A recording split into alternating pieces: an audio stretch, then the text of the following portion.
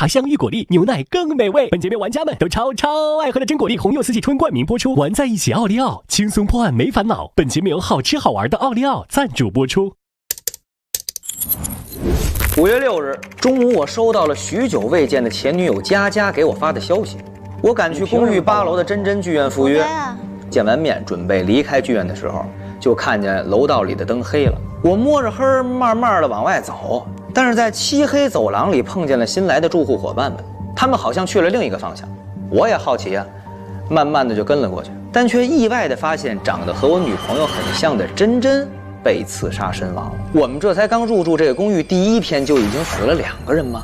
我们为了寻找真相开始调查，我们发现了剧院内有4个一模一样的剧场，剧场之间可以用单向门连通起来，但有1扇门是禁止的。这个门不能走，为什么？我们还发现了一间剧院员工室。我通过真假爱情的海报上提供的信息，用手印日期解开了门的密码，在里面发现了真真的约会行程表和男友等级排行，以及真真利用多个身份与不同男友约会的秘密。跟这个男友的是彤彤，这个叫毛毛，这里边居然还有我呢，这不我吗？难道剧院里死亡的那个叫真真的女孩就是我的前女友佳佳吗？我们将剧院内的观影人数记录器记录下来的画面和员工室里的男友们的照片对照来看，发现曹阳光、宋编剧以及我和白三晚都疑似在案发时间段出入过剧场，我们4个就被列为了这场案件的嫌疑人。之后大家来到我的房间，很不幸，我送1000个女孩回家的计划被公之于众。虽然我也是出于好意，但是大家仍然对我有所误会。你又不是保安大队的。还有佳佳将我并不成熟的小说曝光，致使我被网暴的这件事儿也被大家发现。网暴我之后，我就给他画了一。我承认我恨佳佳，所以我才在她的照片上画了一个叉。后来我们去白三晚的房间继续调查，了解到他和真真在3年前曾经短暂相恋过。白三晚为了真真，还间接导致了兄弟死亡。他骑了这个车去送饭去了，然后呢出了车祸了。后来2人分手，真真在网上大骂白三晚渣男。白三晚，你这个渣男！今年白三晚与真真再度复合，本来以为2个人重修旧好，白三晚却发现真真想曝光他害死过兄弟这件事儿。白三晚怀疑真真一直在骗他，并且想毁了他。其实就是想看清楚他这个人到底是一个什么样的人。之后在观影人数记录器记录的监控视频中，看见真真换不同的服装去到各个剧院房间，但是在进了白三晚所在剧场之后就再也没出来过。就在这个时候，我们在监控视频里出现了一名鬼鬼祟祟的人，紧张地跑出剧院，一看脸，这不是滕中介吗？太可疑了。至此，这场案件的嫌疑人就变成了曹阳光、宋编剧、白三晚，我再加上滕中介。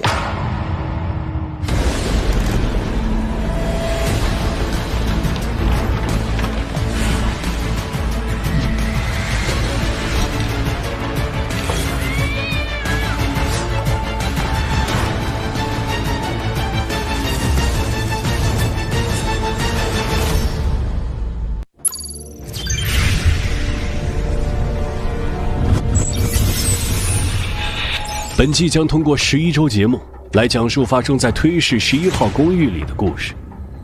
6位玩家将作为新住户入住11号公寓，他们将被卷入一个个离奇案件。通过成立公寓推理团，去到不同楼层，结交不同老住户，破解各自的身世之谜，探索案件背后的秘密。前6晚将每周解锁一位新住户的故事，新老住户之间错综复杂的关系也将浮出水面。从第7案开始，所有故事线交织融合，随着真相层层揭开，新住户们的每一个选择都将影响着故事的发展方向和最终结局。每个案件中，推理团需在案发现场找到死者身份，并根据线索锁定相关嫌疑人。注意，嫌疑人并非局限于11号公寓内部人员和到访人员，在推理团中也有可能存在着嫌疑人。召集嫌疑人后，推理团将对他们进行问询，并根据证词再次推理，最后投票锁定真凶。仅有案件真凶可以说谎，只有找到真正的凶手，玩家才算获胜。投票正确的玩家可获得一把金钥匙，若玩家是凶手，顺利逃脱将获得一把金钥匙。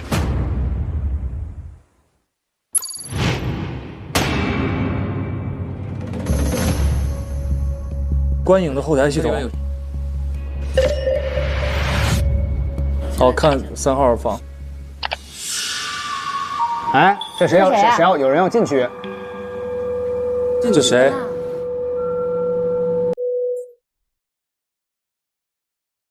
我呀！彭中介，跑出去的，那慌张的说说。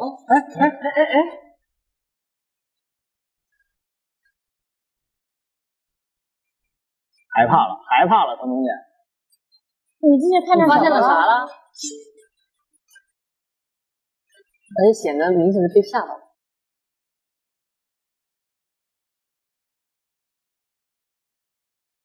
朋友，能听到吗？我是小何。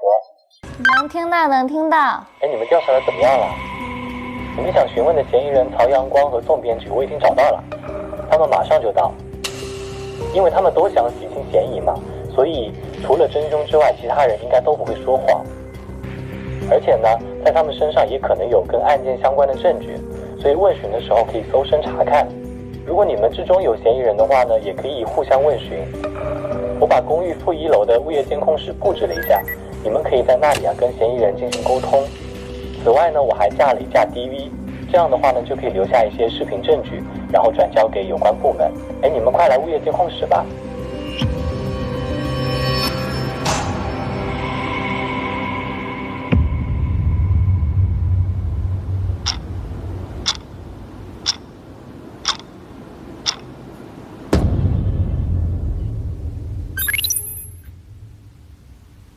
请各位发问。请问，首先你为什么要去那个房间？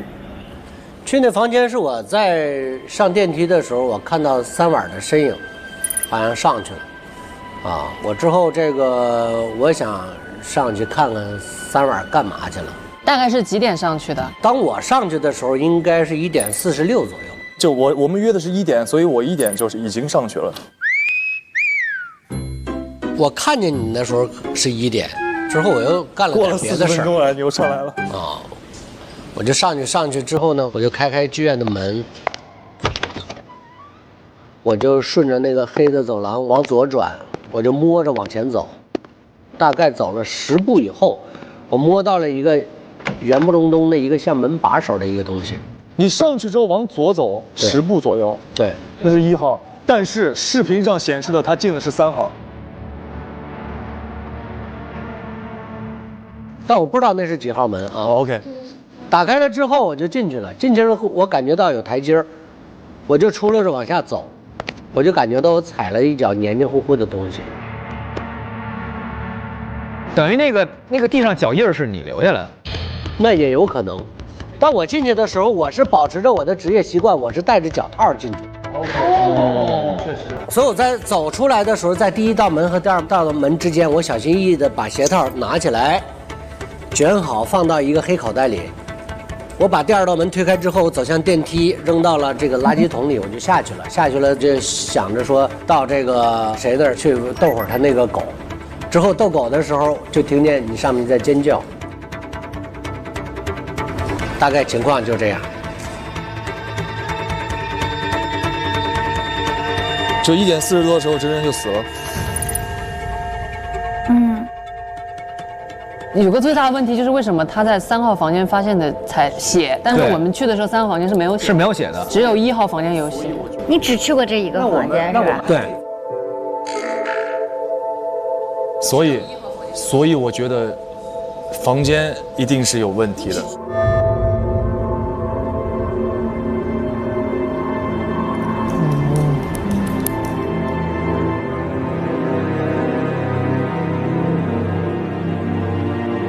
还有没有什么想问的？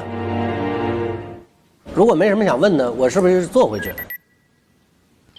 你还有什么想交代的吗？有什么主动想交代的吗？那你为什么之前不告诉我们你去过那个房间呢？我觉得这好像并没有那么重要。哎，那你接触他这么久，有没有觉得他这个人在性格上有一个很大的变化？真真，我不了解他。他是你这儿租户，你也不了解他？哦，不了解，我很少上去，因为我平时你看他在我这儿租了3年的房，这么长时间，我生是没去过他那儿，欣赏不了你们年轻人的东西。如果大家没有什么想问我的了，我就坐回去了。哦，可以搜身，搜身，搜一下藤中介吧。随便，来。哦，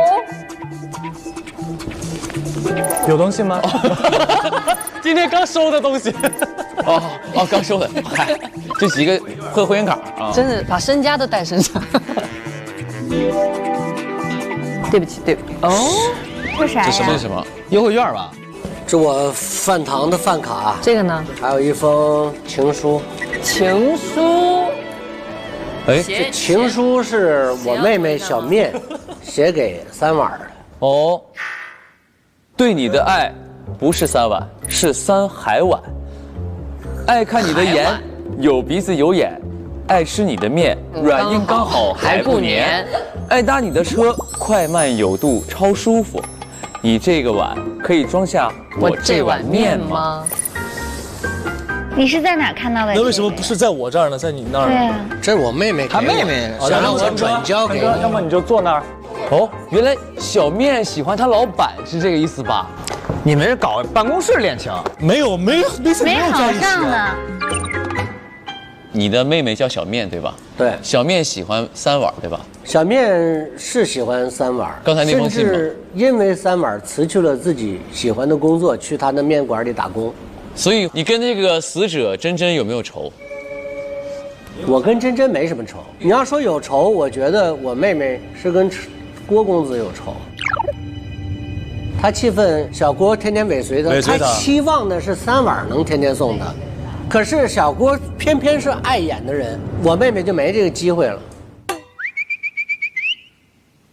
不是，没说妹妹，我说你有没有可能为了你妹妹，你说那我要杀掉真真，这样，因为他跟真真俩人是一对儿嘛。我自己的问题还没有解决，我为什么要冒这么大风险我把他杀了呢？哎，腾哥，那我这个就很奇怪了。这个我对小面其实还算挺好的了，是我也没有骚扰过他。你就是因为对他太好了，他才烦你的。但是他为什么要把我这件事公之于众，在网络上就开始？这我必须替我妹澄清一下，刚才我给她打电话了，他烦你归烦你，但他没有网暴你，揭发你，没有曝光你。可是网上已经有了，那个反渣男联盟上已经有帖，那个肯定不是小面做的。小面小面跟我从来不会撒谎。那等于说不是小面发的，那肯定是别人用小面的账号发的。谁用小面的账号？那也有可能是真真用小面发的，情敌吗？我觉得不存在，因为这个时间段我和真真还在一起。对啊，你和真真在一起，而小面喜欢你，真真知道了小面喜欢你，完之后所以就要回了我。这什么逻辑？这什么逻辑啊？你看，你猜不到吧？我猜不到。但真真想到了呀，真真想到了，这样的话肯定也确实没啥大用，倒是。不是，我觉得真真不存在任何感情层面上的喜欢和嫉妒，他就是想要把这个世界上的渣男都除掉。他是一招被渣咬，10年怕渣渣。所以这个顺序得先是你先被曝光你是渣男，真真可能才想去曝光你。他跟真真跟他在一起，肯定也是因为知道了他尾随他小面那个事儿。对，但他怎么知道的？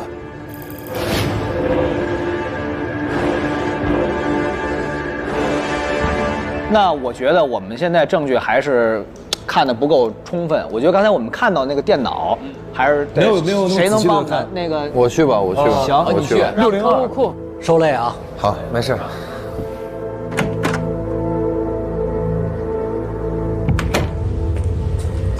谢谢你的坦白。哎呀，应该的，为大家排忧解难啊！我也希望找出真正的凶手。要不是你，我们都不会。我有一个小目标，就是让我的公寓入住率达到100%。我不想有这个冤假错案在这儿，完了影响我的入住率。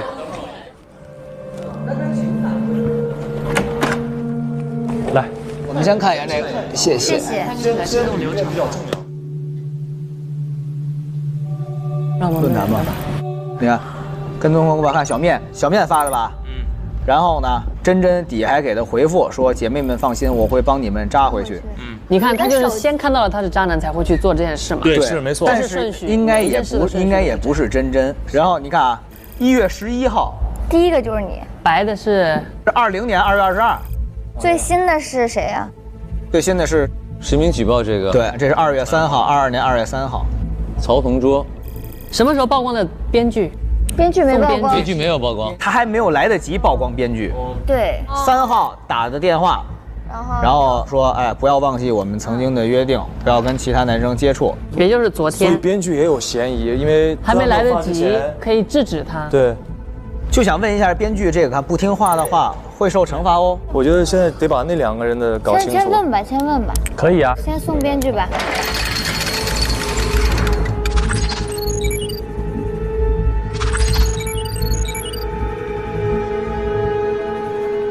哎喂，马总啊，来送编剧，来，请这边。哎呀，别再加钱了！哎，曹家的子孙啊，我已经卖给腾讯视频了。认真点。干什么呢？哎，我现在有很多事要忙，你们到底要干什么呀？找我到底什么事儿？从面相看，也没那么多业务。手机。给我，收了。哦，对，把手机拿过来。哦，看再给谁打电话？帮我们搜下身好吗？好呀。什么都没有，我身上看这个。对啊。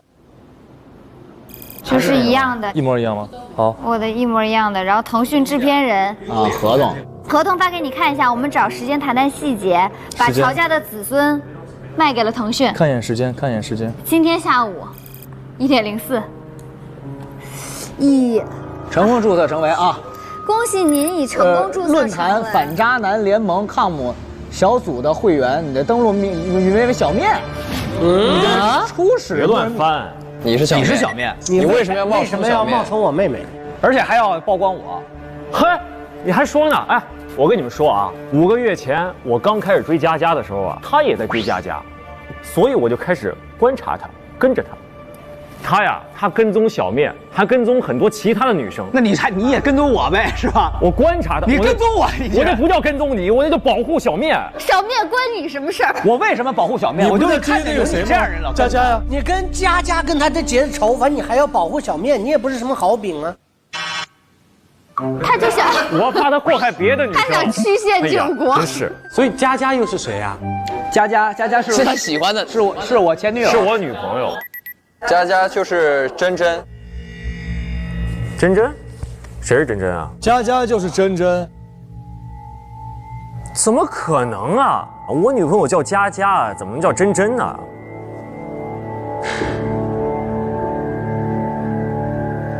哎，那你今天有没有来过这个大楼啊？来过。几点？我是中午收到了佳佳的微信。中午几点？12点钟收到的微信，大概。他约我1点钟啊，到真真剧场的4号厅见面。见到他了吗？我1点钟进的剧场，等了一会儿他才来的。他来的时候还是穿着那套我特别喜欢的复古港风装，但是特别奇怪啊，他居然忘了他约我这件事儿。不是都已经说清楚了吗？干嘛还要约我见面？所以我根本就没来得及跟他说抄袭的事儿，他就走了。哎呦，那什么也没说，等于。对呀，他约你到几号房间见他？4号厅。你进去之后是左走还是右走？走了大概几步啊？就这谁记得呀？哎呦，谁记得那么清楚啊？我为什么记得？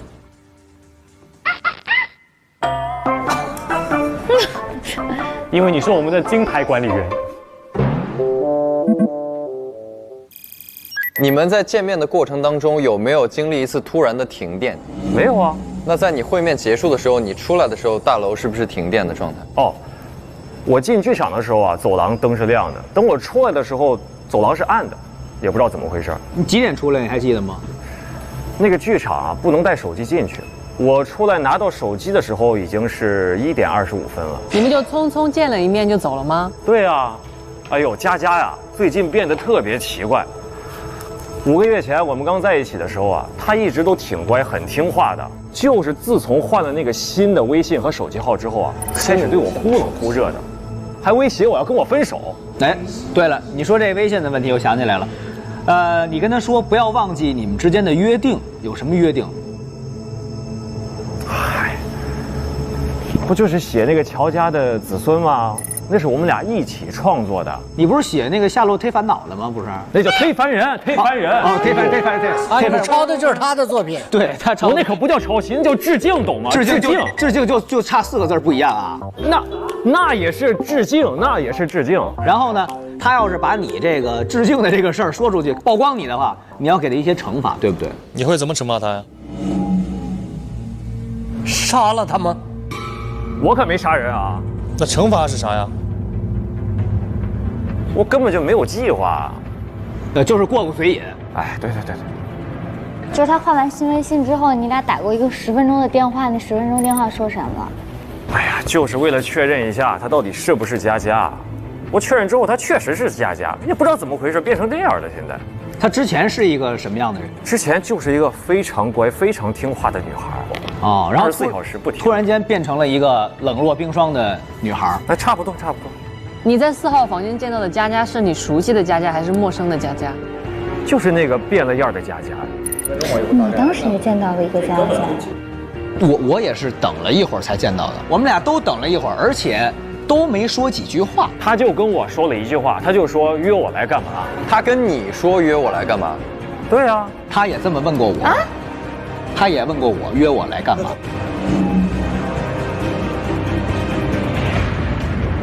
哎，我今天真不应该上去，我应该下 B1楼的那个洗脚店去按脚去。我约的7点，咱一块儿吧一会儿。你们还有别的要问的吗？没有，我得走了，我很忙啊。你一个天天致敬人经典作品的人，能忙到哪儿去？就是忙着致敬。你有什么想自己交代的吗？你有什么自己交代的呀？我有什么可交代的呀？这样，你那个宋编，你外面你吃口东西。我真的很忙，一会儿得来叫。得来，哎，稍累了啊，谢谢。电话一直没挂，确实啊。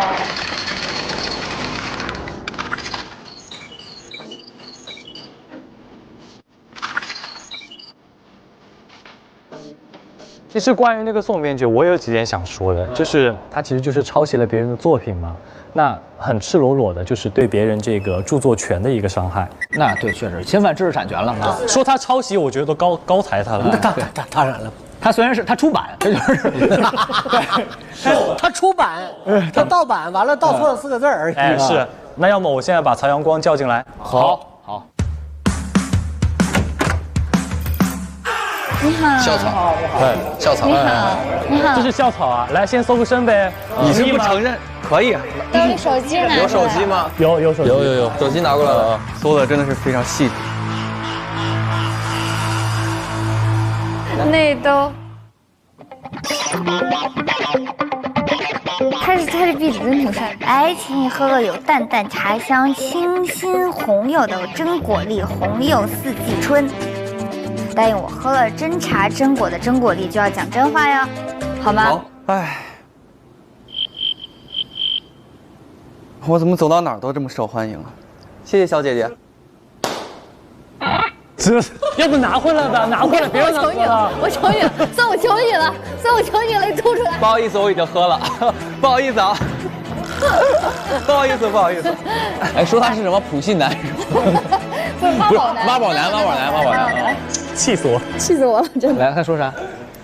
昨天5点钟晚上说你偷拍到什么了？你在哪儿？我们见面聊一下吧。今天12点钟1点来11号公寓8楼真真剧院的3号厅见面，不见不散。你认识这个女孩吗？哪个女孩？就是跟你发微信的女孩。偷拍我的这个人的名字叫彤彤。彤彤，对，她是我的众多追求者之一。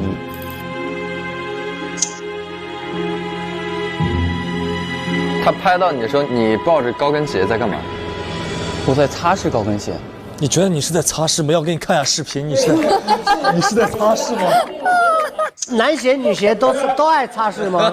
不太喜欢，我比较喜欢女士的一些用品，因为女生的东西总是闪闪亮亮的，特别可爱。我想问一下你啊，你那双红色的鞋是谁的鞋啊？彤彤的。是彤彤的。然后那双鞋后来怎么处理了？这双鞋现在在我家，我收藏着呢。你是这个女孩子，不管你喜不喜欢，只要她的身上的东西喜欢，你就可以是吧？对的。那为什么不去商场的女生专柜去擦呢？哎，我觉得他这样子啊，就是如果他是偷偷把别人的物件拿到自己这儿，那就是数额到了就是盗窃。但是他们都没有说什么你那么着急干嘛？关起来！你这人态度还如此的不对！哎呀，你的态度还如此的不端正！我不叫偷啊，我只是拿而已。他们也喜欢我，我只是拿他们的东西而已。不行不行，你这样是违法的。这件事情跟你没有关系，我不想再多说了。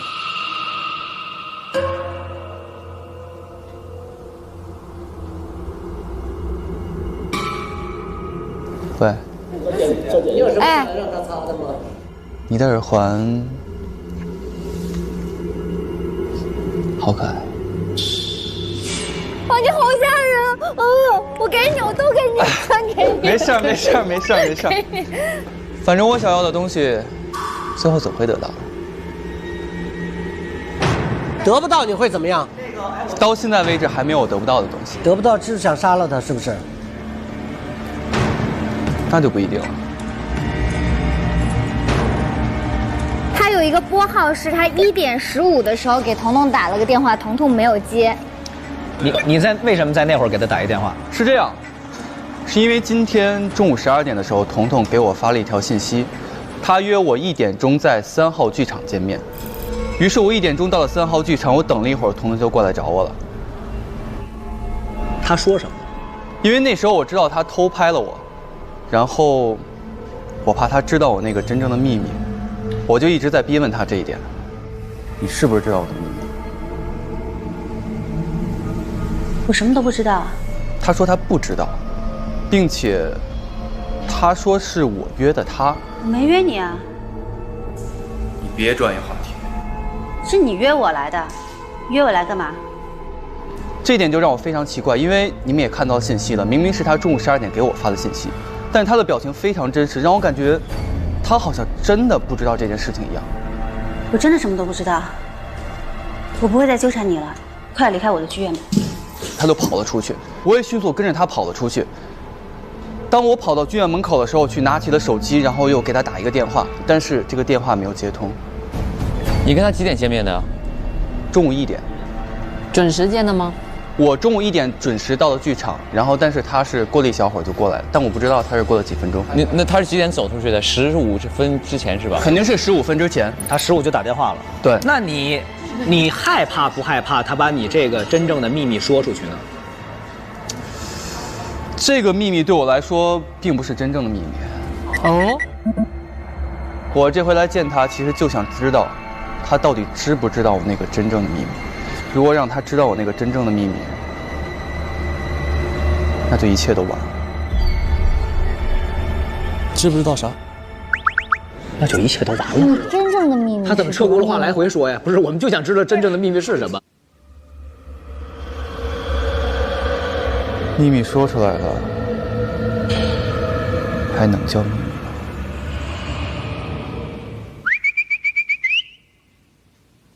还也有道理，还真讲理。对，你说对。可是你知道你喜欢的那个人死了吗？我喜欢的那个人死了。你喜欢彤彤吗？我不喜欢他，我只喜欢他身上的物品。哎，那我问你，这个彤彤在你看来是一个特别喜欢黏着你的小女孩，还是那种特别独立自主的女强人？她看起来比较独立自主。我记得她今天来见我的时候穿了一身黑色，并且穿着一双黑色的靴子，跟她平时那双我最喜欢的红色高跟鞋不一样。会不会不只有一个？很少跟她打交道。双胞胎那个俩人。对，因为你记不记得当时小何说过，就是有的时候会跟他打招呼，有的时候不会跟他打招呼。我刚认识珍珍的时候，我觉得她是一个非常热情的女孩，但是之后有几次吧，就对我爱答不理的，很奇怪。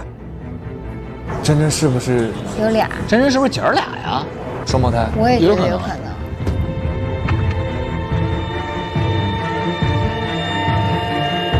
而且我知道佳佳身上有一个不一样的地方，因为我和佳佳相识的时候，我一不小心用篮球给她砸躺下了，砸躺下之后，她脑袋磕在那个台阶上了，然后我带她去医院缝的针，她上面有疤，头上有疤的是佳佳，头上有疤的是佳佳。那我们刚才那个尸体头上有疤吗？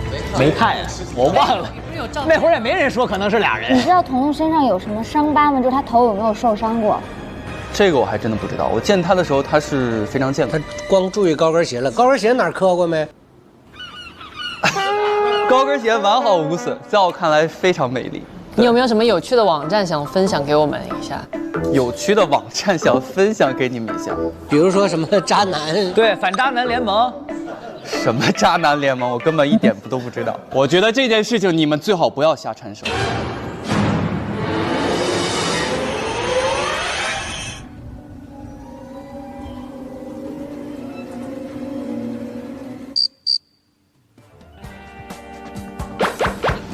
就是这事儿跟这个案子没关系，咱不先把这事儿告一段落。行，我觉得他虽然这方面是盗窃了、偷盗了啊，对，但是呢，他15出去的，最早的，他是最早见到的，他最早，反正如果你们排除了，因为他是在那个点之前，他确实没那啥，所以说我们问一些人家其他的隐私，确实意义不大。反正你跟他也熟嘛，如果说未来一段时间我们生活在这儿，有一些其他的秘密，我们再问问他呗。那就请回吧。好，你认识我吗？你认识我吗？哦，为什么你们认识？为什么你们会认识啊？啊？没事儿，嗨，没事儿。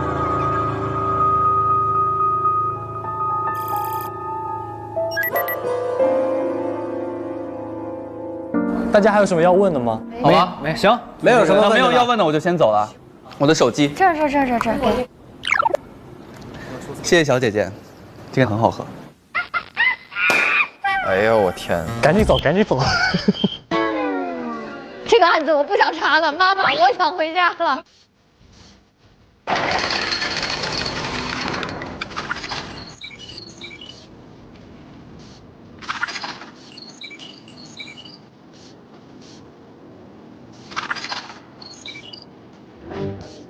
锅包肉来，我跟你说，他最可疑，其实锅包肉。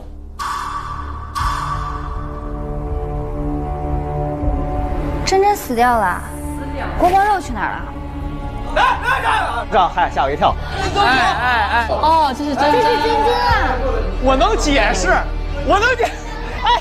你是几点见到的佳佳？佳佳，我是12点50多，反正不到1点，我就进入到那个2号房间。2号房间，我等了他很一会儿，几点见到的他？我没法说我几点见的，我只能说我出去看手机的时间，因为我屋里没有带手机嘛，对吧？我出去拿到手机是35，在屋里我看见他了，看他之后呢，我记得是我先跟他说的，我说你能不能别在网上把我写的那些个烂稿子给我曝光出去了？你活该啊！他没有回答我这个问题，他反问我，他说你为什么约我来？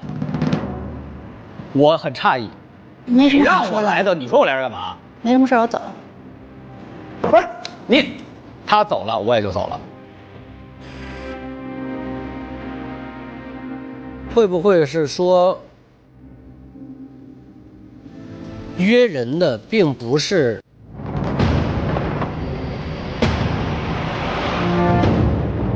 我觉得非常有可能。不是，所以说他肯定是至少有2个人，如果多的话可能是3个人，因为还有个彤彤嘛。对，珍珍、彤彤还有毛毛小小佳佳5个。他是有5个名儿，但是呢，在今年应该就出现了仨。我觉得就是2个，因为性格来看，因为他也说比较温柔。你遇见的也是2个，我遇到是比较独立的那个，我也说过了，然后就分手了，然后又最后回来之后，他又变成以前那样子了。所以还有啥要问的？没啥要问的了，问询结束了。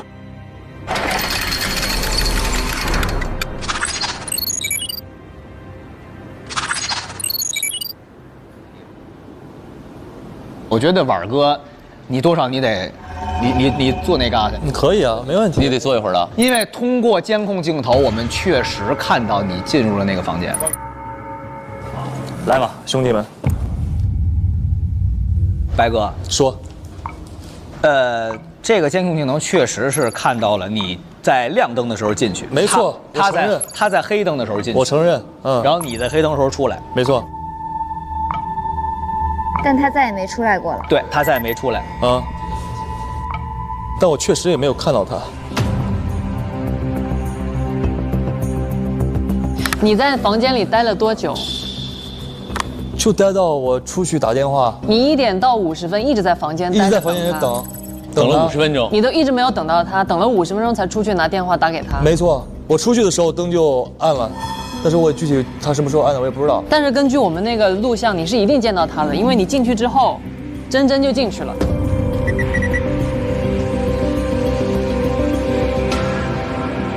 白哥，你是1点就到了这个剧院，对吧？对。然后50你就走了。对。你是几点上的楼？我是35在外头了。我踩着血是46。那就是我们现在只需要想办法确认每一个人的离场时间就够了。这个样子的话，他们的不在场证明就有了。几点离开了3号剧场吗？15分。我出来拿到手机的时候已经是1点25分了。我出去拿到手机是35。当我上去的时候，应该是1点46左右。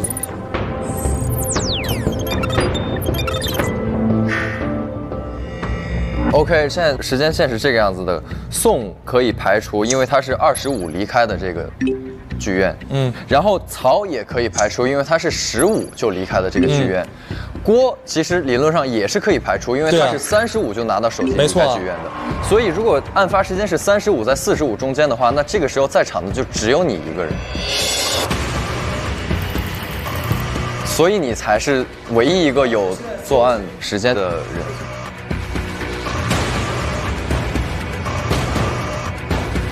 所以我就在说这个事儿嘛，我说因为腾哥，他是在3号房间发现的血迹嘛，然后我去的时候，我那个1号什么也没有啊。我刚刚又看了一遍监控，那个很清楚拍到他进入了是3号房间。然后等会儿还有一问题，我们刚刚看到死掉的珍珍，她穿的是红裙子，对啊，进你屋的珍珍也穿的红裙子，对啊。对啊，摄像头上是这么显示的。摄像头看是红裙子进去的，对吧？他按理说不应该死在3号房，因为他穿一身黑嘛，对吧？对啊。对，就所有的证据都在指向他。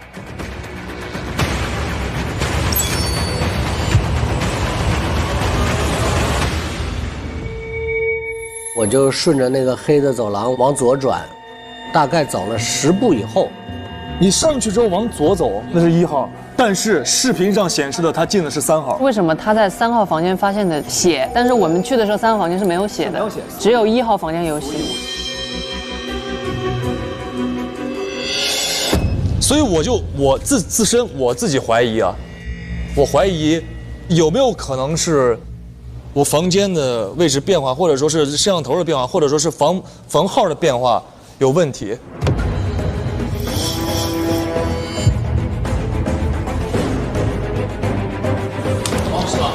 你看嘛，首先你看是个圆的嘛，对吧？这个是内圈，一个是外圈，4个房间，因为这有2个门。我怀疑的就是我进了1号就开始转了，就转了。我1号转到3号，3号转到1号了。就我进去了，转走了，这转过来了，这人进来了。咱就假设中间的摄像头不变嘛，所以。这个摄像头永远对的是这个门是1号嘛，里边它爱是几号转到这儿，它对于他来说还是1号嘛，对吧？是的，是的。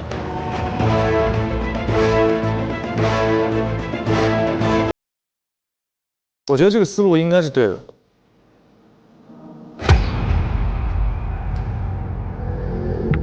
它真的会转动吗？这个房间很难。对。虽然说我没有证据，我只是从一个逻辑的角度去说这个问题嘛。那你在里面有感觉到什么样的变化吗？什么都没有。我觉得里边变不太可能的一个原因是，外面，因为你进去了之后，你不可能出来的时候它的号还是没变的，因为你不知道它转到哪儿，你忽然出来的话，那你就会数整个大错乱。不会，他最开始进的房间可能是1号，但是我们看到真真进的那个房间就未必是1号了。对呀。如果假设这个房间可以旋转的话，他进了1号房间，然后旋转之后，我们虽然看的是那个门，但是里边已经旋转了，因为里边是有2道门嘛。摄像头拍的是里面那道门是吗？没有，他拍的是外面的。外面那道门，外面那道门。可是问题是，他出来的时候，他还是从这个房号的门里出来啊。他可能有一个转变，然后再转变回来。但是你怎么可能那么刚好，每次卡准的，所有这些人进进出出的时间都完好的卡在他又转回去的时候？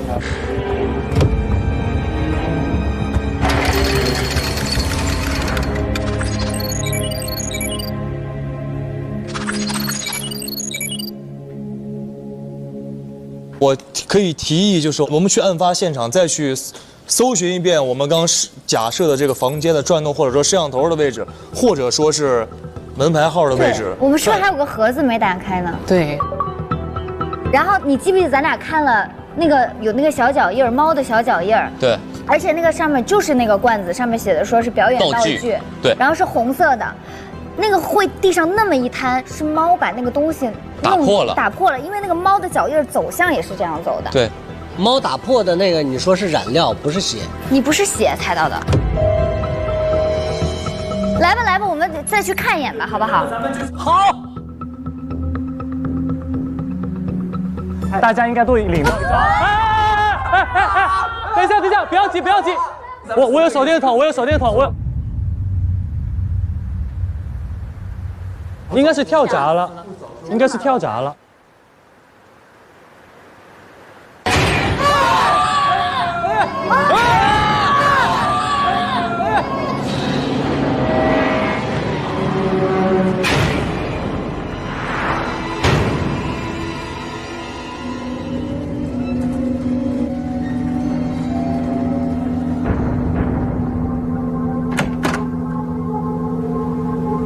等一下，我把那个灯开了。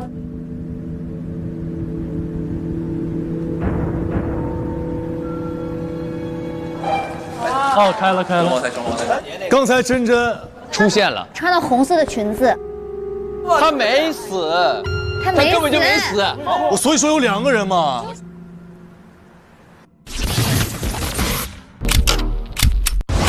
收工了，拜拜。这灯都没关，不像收场。也就是说，现在还在录制，当下也是游戏的一部分。看来这次的谜题就是真果粒红柚四季春，淡淡茶香和嚼得到的真实果粒。别光喝呀，赶紧分析线索。不愧是真果粒红柚四季春，优质生牛乳搭配，口感香醇。所以呢，咱们怎么出去？别急，先品一品。茶香一果粒，牛奶更美味。微信搜索真果粒，上小程序和推理玩家一起沉浸式推理。这什么？新钥匙线索，开始推理吧。咦，这2幅画耳环怎么是奥利奥？牛奶杯，我知道了，奥义就是奥利奥，扭一扭，泡一泡。哇，找到啦！真好吃，好吃好玩奥利奥，推理解密全知道，上京东搜奥利奥哦。刚才真真出现了，穿了红色的裙子。他没死，他根本就没死。我所以说有2个人嘛。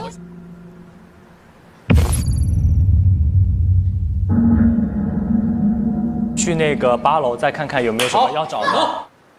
上班时间表。电梯的垃圾桶在哪儿？这不是？哦，他有他的鞋套。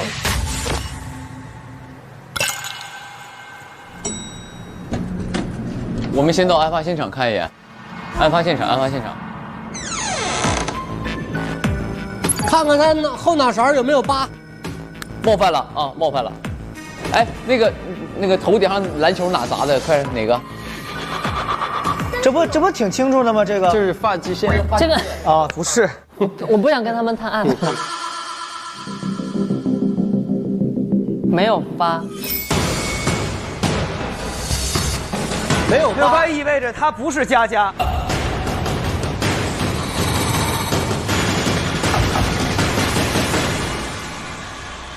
哎，你看这个是能动的。哎，这个就是。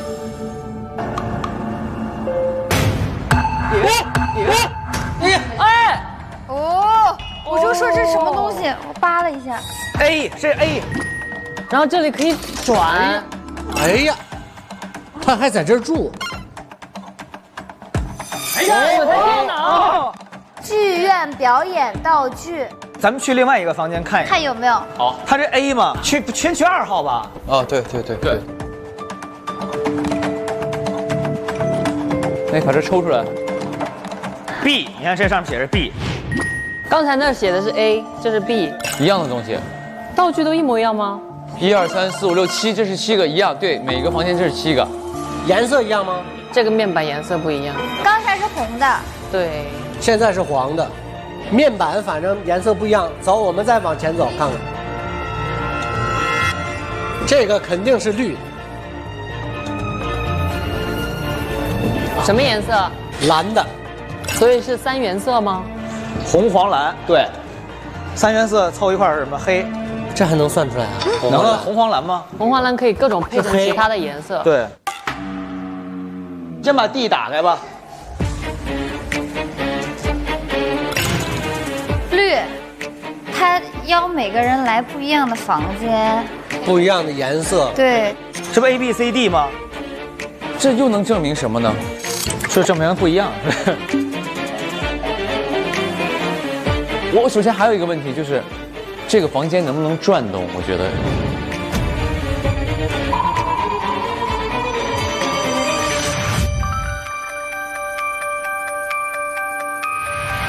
我觉得是中间那个夹层可以转。我觉得是可以转的。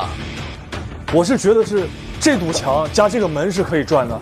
哦，应该是它中间有空隙。我知道了，我们站在地毯上推这个东西试一下。对，因为它那是空的，好不好？来，你上前面，一人一个，一人一个。来，一人一个，一人一个。来，我给你们喊号子啊！不是，等一下，哥，你要不要进去？我进去。那你们走了，你再回复不了，我还出来不？并不。哦，那好，我们先转，反正里边是蓝色，我们记得着啊。来。好，3、2、1呀！3、2、1呀！3、2、1呀！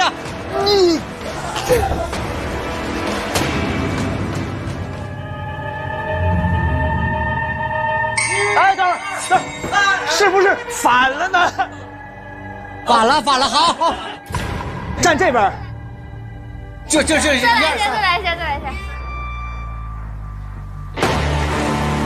1、2、3，1、2、3呐，1、2、3呐，1、2、3呐，走了，能推动，动了，1、2、3呐，1、2、3呐，1、2、3呐，1、2、3呐。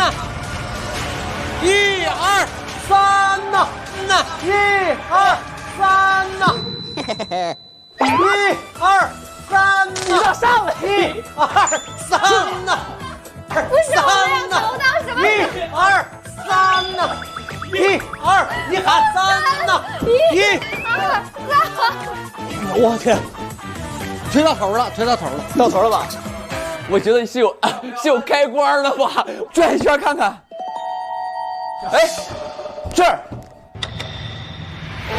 1、2、3呐，1、2、3呐，1、2、3呐，发现什么了？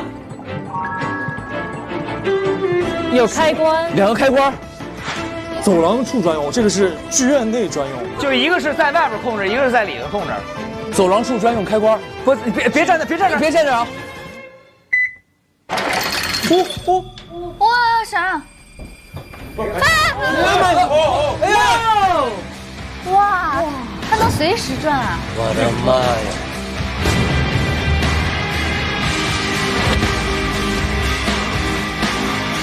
好厉害，好厉害啊！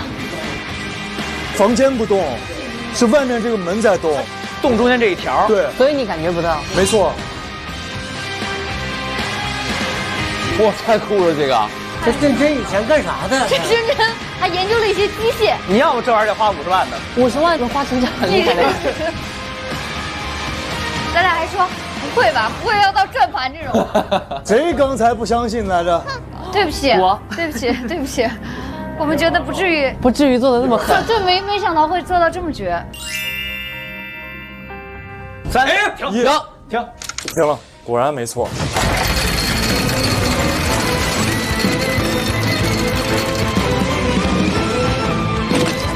所以其实这会儿已经赚了一个180多。兄弟们，见证奇迹的时候到了。哎，3号门进来的就是1了，还是1号。天哪！就如果真的有凶手的话，就得按转圈这个思路再去排这些人了。我觉得。对。白三碗是从1号门进去的是吧？真真怎么哪屋都去啊？我们有。好，2号门。朝阳光，他约我1点钟在3号剧场见面。他约我1点钟啊，到真真剧场的4号厅见面。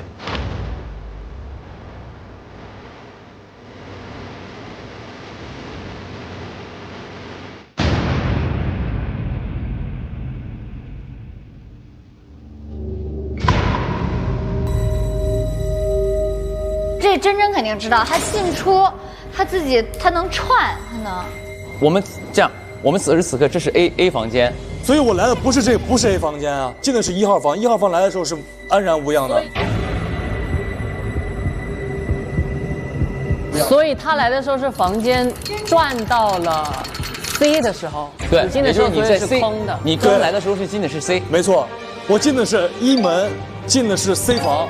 等于啊，你来之前他已经转成那个样子了，对是吧？对。然后滕中介进的是3门 A 房啊，所以他才会踩到血。对。那如果我们相信他没有问题的话，那就是你对过的这个曹把他杀了，因为对调就只有这2个房间在对调吗？只有这两个在对调吗？那其实尸体就一直在3号里，因为3号从来没有人进来啊，然后只有我们滕中介进来过一次。难道你们想说是我干的？也不是没有可能。滕中介自己在那儿自己一个人演上了我。为什么他要站在那儿？他要给我们锁在里面吗？他像个顶光。他像坏人，他像杀人犯。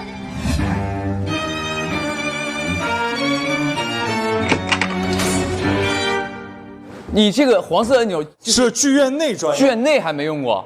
你试一下，你把这3、2、1，长按，在外边再动，腾哥拉下门，把门打开看，再动，再转，哇！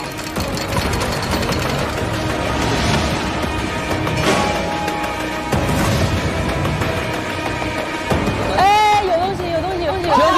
停！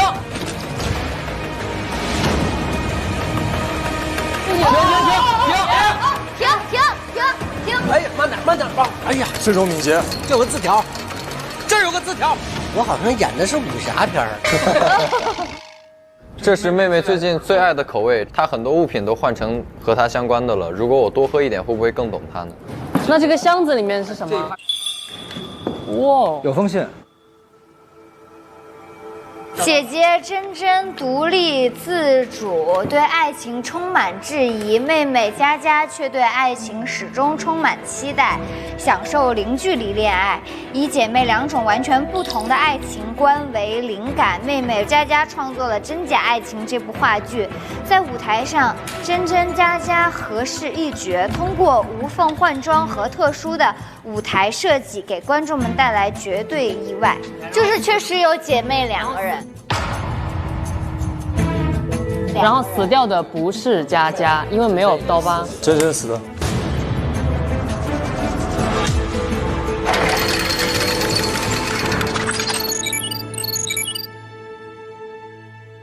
哦，钥匙，还有钥，你要开那个箱子的钥匙找到了。刚才有个盒子没有打开。对，开吧。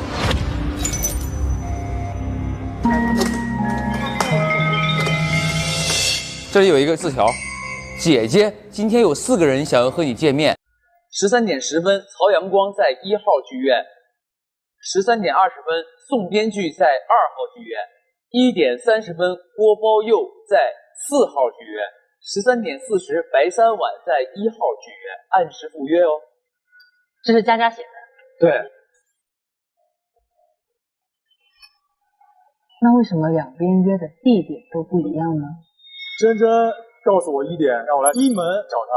我不到1点就到了2号。他约我1点钟在3号剧场见面。他约我1点钟到真真剧场的4号厅见面。还有一个很大的疑点就是真真并不知道自己跟他们约了1点在剧院见面。你把我叫这儿来干嘛？我没约你啊。他居然忘了他约我这件事儿。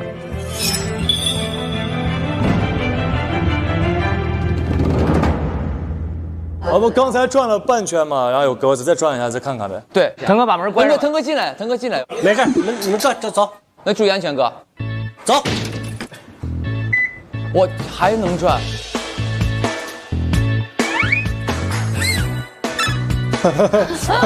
火车开了，别送了，送站来了，上这儿。刚才是1对吧？对，刚才门外是门1是吧？门外是1。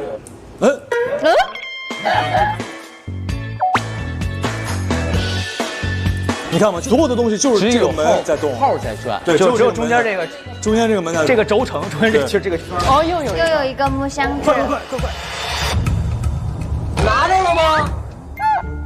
拿着了吗？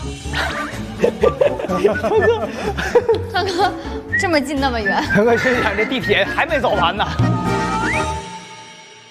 密码锁，4个字母。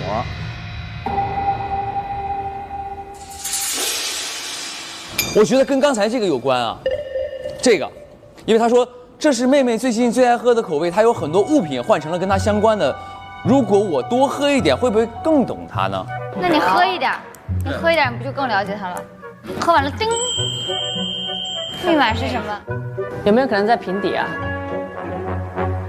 平地有一首诗：真人饭玉杯，茶好碧鱼台，真气到临叟。果穿闻鸟啄，这个谜语肯定代表着什么意思？所以呢，真果粒红柚四季春不仅有淡淡的茶香，还能嚼到真实的果粒。我觉得喝一口之后很清爽，真茶真果真的超好喝，这个思路顿时都清晰了。可能就是什么呢？就是这个真茶真果，它的藏头诗对不对？滋呲滋歌，试一试。滋呲滋歌，滋呲滋歌啊！真茶真果，真茶真果，拽。好样啊！好，这里会有什么呢？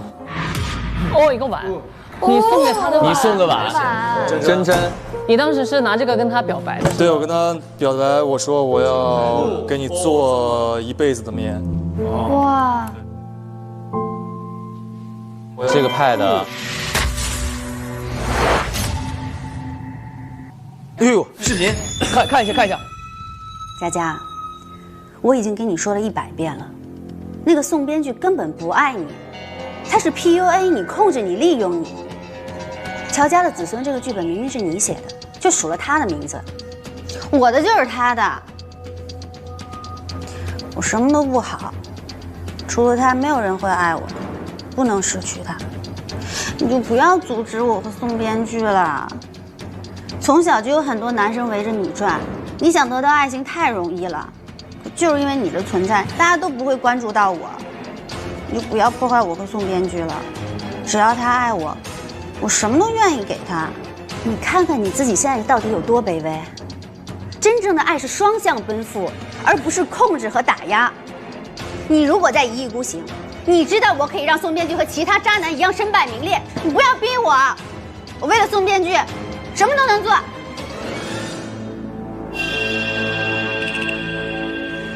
真真是一直在搞那个反渣男联盟的那个人。对，刚才死的是谁来着？死的是真真。死的是真真。对呀、他在搞那个嘛。佳佳说我什么事儿都做得出来。佳佳是个恋爱脑，对不对？他为了宋编剧给他姐姐反目成仇。所以说我们中间并没有凶手。他们连真真佳佳都没分清呢，他们都不知道杀哪个。这儿还有，真茶真果又见你，我喜欢上了真果粒红柚四季春，又下单了2箱，这是购买记录。然后买哪儿去了？到了吗？那2箱？吃了回扣了吧？到了，我一会儿下去看看。妹妹其实一直想更懂姐姐，所以她也跟着姐姐买的这个。不是姐姐吧？不是，有一个小纸条，模仿是姐姐佳佳为了模仿，姐姐想更理解妹妹。这是妹妹最近。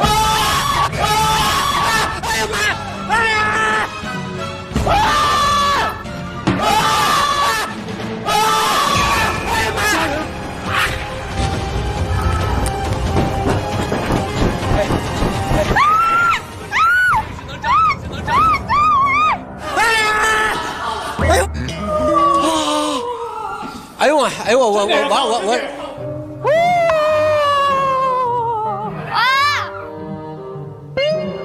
我身上我都麻，我到现在还麻呢。我吓一跳。哎呦我天！不是我确定是被他们几个吓的。哎呦我天！你为什么抓我？来，我抓他。哎，你抓他。你来，我跟你聊聊。追到他了。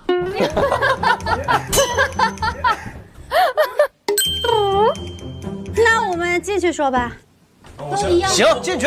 咱先进。你先进。怎么样？你搂着他，你搂着他，我抱着他，不要让他跑。抱着他。这是哪屋？这就是那个。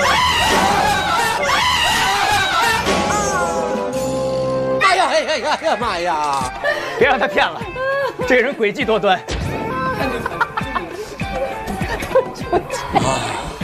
事情吓人，刚刚太吓人了。这个人跑得挺快，小腿儿。谁喊的呀？刚才是啊？就你哥，你嗓门最大。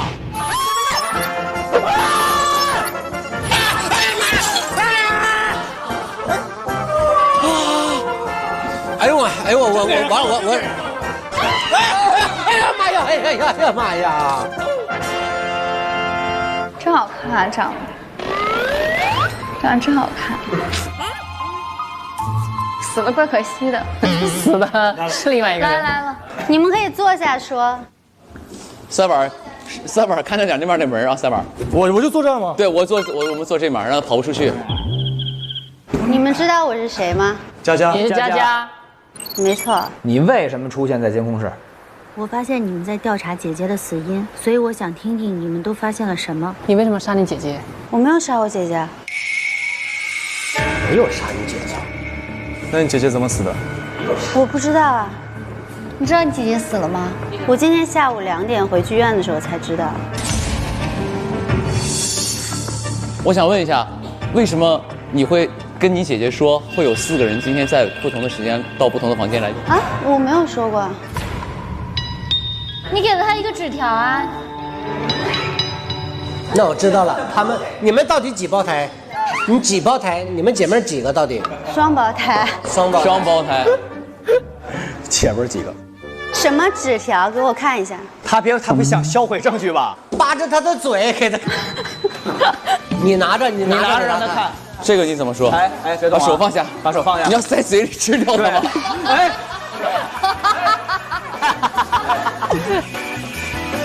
哎，这台干嘛？这个是你写的吗？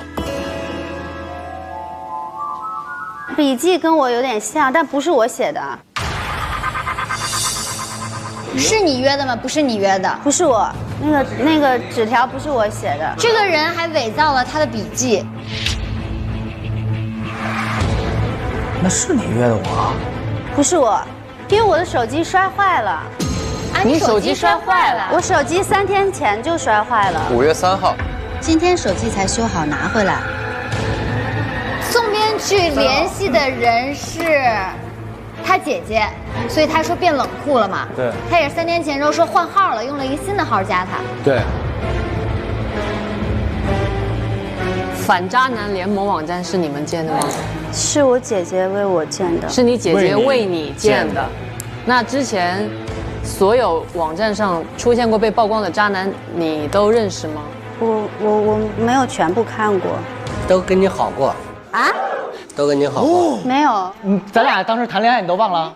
我没跟你谈过恋爱。咱俩当时不是无话不谈吗？相声、小品、魔术、杂技，谈天说地。但我只是把你当朋友，我没有跟你谈恋爱。你想这样就对了。我以为你在谈恋爱，因为姐姐跟我说你是变态，不让我接近你。你是变态，真正的变态。漂亮，离他远一点。我是老乡，我怎么能是变态呢？这中国娱乐圈找几个天津人容易吗？你说，这是，哎。你还有一些事儿想要坦白的吗？一切错误的开始都是因为你送我的那个碗。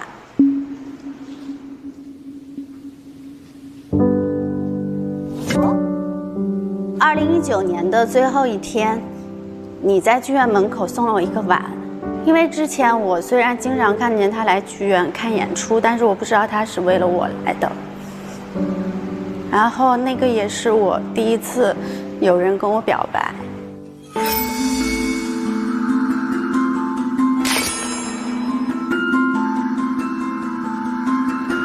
所以我就接受了你的表白。你还记得你跟我表白的时候说过什么吗？我给你做一辈子的面。对。但是后面你说的那句话让我很震惊，你说的是“谢谢你，真真”。对。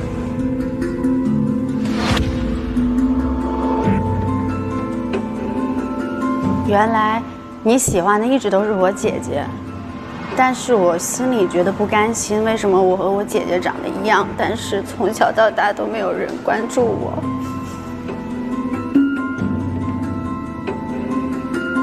所以我就掩盖了自己是妹妹的身份。我承认我很自私，但是因为我觉得跟你在一起的每天都很开心，所以我隐瞒了真相。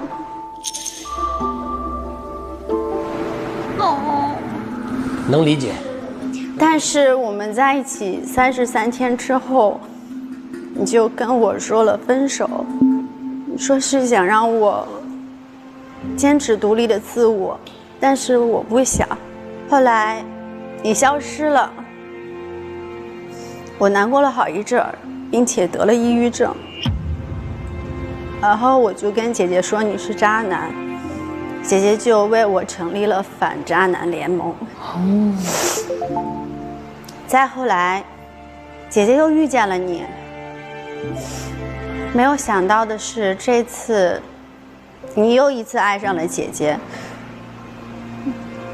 姐姐本来觉得我所有的痛苦都是因为你造成的，所以她就为了帮我报仇，故意接近你。但没想到的是，姐姐也爱上了你。本来我想要解除你和姐姐之间的误会，但是没有想到姐姐突然死了，所以也想跟你说一个对不起。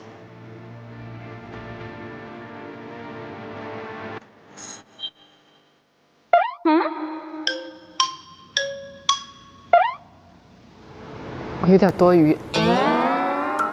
快回来吧，快回来吧！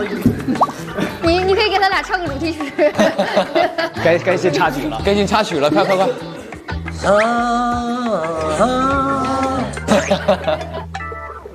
我之前跟你们说的，你们听他一说，你们完全可以联想得到，我说的是，对，是对的呀，完全是这样的。你确实是爱着他姐姐，从始至终。只不过你没有想，只不过你没有想到，你表白的时候没有对他姐姐表白。那不是我怎么能知道呢？对你肯定你也不了解。对啊，你跟姐姐有很大的争执，是因为你和那个编剧的情感。对，因为我跟姐姐说，宋编剧会对我好的，但是姐姐不相信，所以我们那天发生了很大的争吵。我也觉得我那天情绪有点激动，我也知道姐姐是为了保护我，为我好，但是那天确实我们发生了很大的争吵。能理解。那你觉得谁杀了你的姐姐呢？我不知道。姐姐会不会自杀成全妹妹，然后把它栽赃给她？那不可能。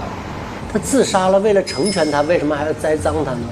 我不知道，你知道，虽然真的很，你知道这段真的，你姐还好着呢啊！你别整这出。不是这段真的很感动，但是我看着他俩，我真的不行。完了，这一家人吗？你们不是？本是同根生。搞什么呢？这相煎何太急？儿女子孙之后，你就六亲不认了，开始。你好幸福啊，三碗。幸福吗？真正爱的人已经死了呀。那你去那陪他吧，你也不是啥好人。行。你失去的只是爱情，但他失去的是他姐姐呀。他是双重失去，失去的姐姐亲情爱情。对。但他有宋编剧，他也不亏呀。宋编剧有发现你们其实是姐妹2个人吗？我不知道。你是姐妹2个人这件事儿有谁知道？为什么要保密呢？因为我们要演出，就是给观众神秘感。那你们是外地过来的是吧？不是住你这儿的吗？你对呀，一张身份证开俩房。对呀，这怎么回事？这样的，首先从笔记这个角度来说，能伪造他笔记的，肯定是更亲近的人嘛。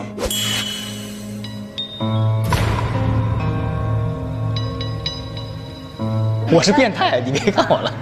你为了写出好的小说，所以干脆编了这一切。我觉得是编剧，就是编剧吗？因为编剧跟他一起写了剧本，之后他非常了解他的笔记。对，有这个可能。乔家的子孙确实是我写的，但是我数了他的名字。哦。我觉得宋编剧是写鱼最大的。咱们按这个转盘这个转法，咱们先推演一下。那个佳，坐一会儿，坐。你坐，反正你也走不了，哎。你坐这儿。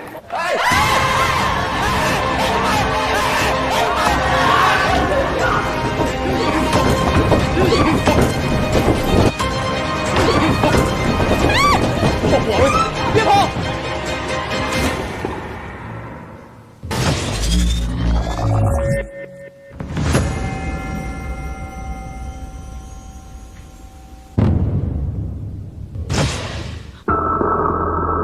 福尔摩斯曾经说过一句话：当你把所有的可能性都排除之后，剩下的那个哪怕再不可能，那也是最终的真相。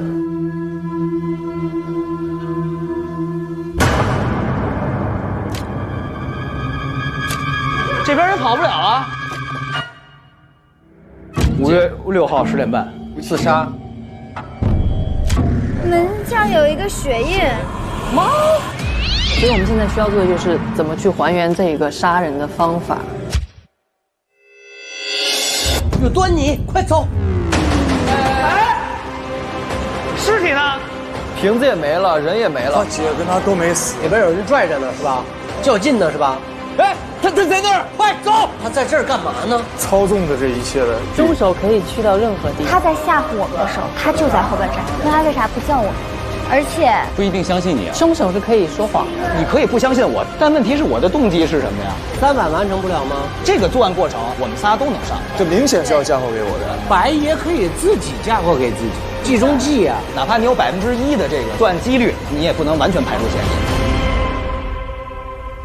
真的嫌疑很大。还香芋果粒，牛奶更美味。微信搜索真果粒，上小程序和推理玩家一起沉浸式推理，玩在一起。奥利奥轻松破案没烦恼。本节目由好吃好玩的奥利奥赞助播出。3、2、1， 11号公寓，锁定腾讯视频，每周晚6点连更3集。会员抢先1周看，非会员4周5到周日每天转免1集。每周6中午12点看开始推理吧案件追踪，每周6晚6点看加更11号公寓入住日记，每周日接着看更多精彩未播花絮，还有一大波预告短视频，每天刷，带你360度全方位探索11号公寓。还不快打开腾讯视频，搜索开始推理吧，和推土机们一起沉浸式探案吧。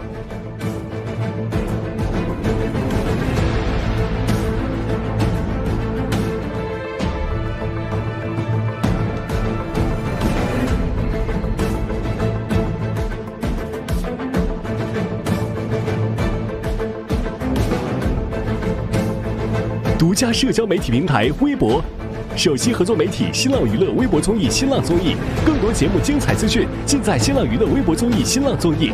上知乎搜开始推理吧，和知乎答主一起热聊节目话题。打开微信搜一搜，搜索开始推理吧，查看更多精彩。学犯罪心理学，拆穿谎言，发现真相。欢迎关注别对黄 Sir 说谎之开始推理吧案件追踪，每周6中午12点高能上线。欢迎打开新浪新闻、网易新闻、Zaker 界面新闻之于成果娱乐、影视聚焦、华语之声、引力资讯、一点资讯，了解节目更多内容。感谢腾讯卫视、中华万年历、WiFi 万能钥匙、Cyber 校园、Lucky 校园对本节目的大力支持。